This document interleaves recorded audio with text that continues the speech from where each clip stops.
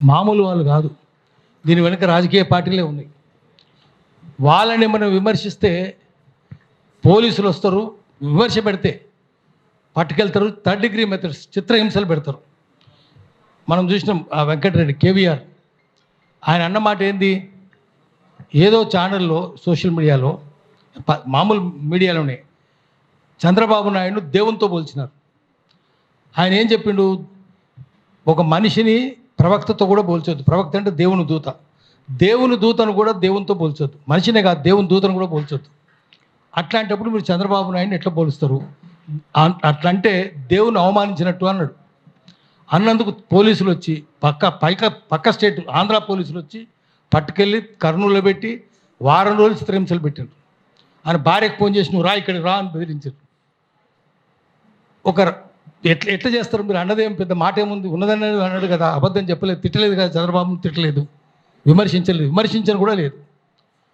ఒక సూత్రం చెప్పినాడు అంతే, ఇది సూత్రం అంటే చెప్పినాడు. ఇది దైవ దూషణ అవుతుంది, ఒక మనిషితో దేవుని పోల్చడం దైవ దూషణ అన్నాడు, బ్లాస్ఫెమీ అన్నాడు. అన్నందుకు అంత చిత్రహింసలు పెట్టినారు. మరి మనం ఉన్నది చెప్తే, ఇప్పుడు ఇంతకుముందు మన రఘు చెప్పినాడు, అందులో నా మాట్లాడితే నా మీద కూడా చాలా వచ్చినాయి. నా మీద కానీ రఘు మీద కానీ వస్తే మాకేం బాధ లేదు, ఏం కాదు మాకు. కానీ ఆడబిడ్డల మీద ఎట్లా వస్తుంది? అది చాలా ఘోరంగా తప్పు కదా. అది చట్టం కూడా ఉంది, దానికి అట్లా చేయొద్దని చట్టం కూడా ఉంది. అయినా ఎందుకు మాట్లాడతలేరు? రాజకీయ పార్టీలు ఎందుకు మాట్లాడరు? పోలీసులు ఎందుకు మాట్లాడరు? ఇవన్నీ కారణం ఏంటంటే ఈ social media, majority social media రాజకీయ పార్టీల చేతుల్లో ఉంది. మనం స్వతంత్రంగా ఉన్నాం. మనం సోషల్ మీడియా, అది అన్సోషల్ మీడియా వాళ్ళ చేతుల్లో ఉంది.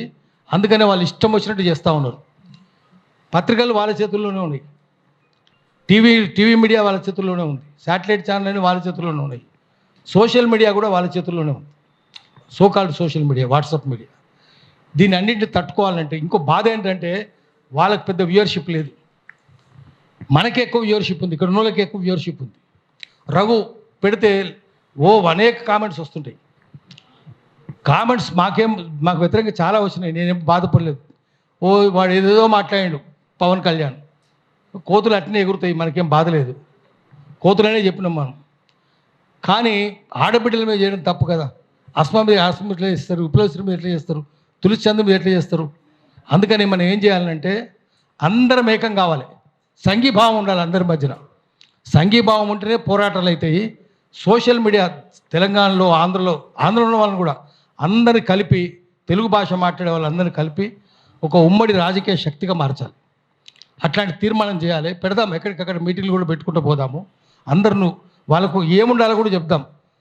మనం వాళ్ళన్నీ పిచ్చి వార్తలు ఉంటాయి, అన్ని పత్రికల్లో పిచ్చి వార్తలు ఉంటాయి. పత్రికలు శ్రీశ్రీ చెప్పిండు, పత్రికలు గోరంతలు కొండంతలు చేస్తాయి, కొండలు గోల్కొండలు దాచేస్తాయి.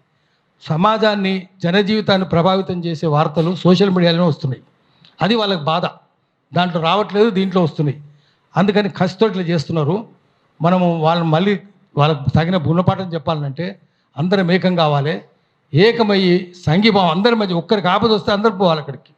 ఆపద దాని సంఘీభావం అంటే ఆప్కే సంఘే, మీ వెంట ఉన్నాం, మేము వెంట నడుస్తామని చెప్పడం.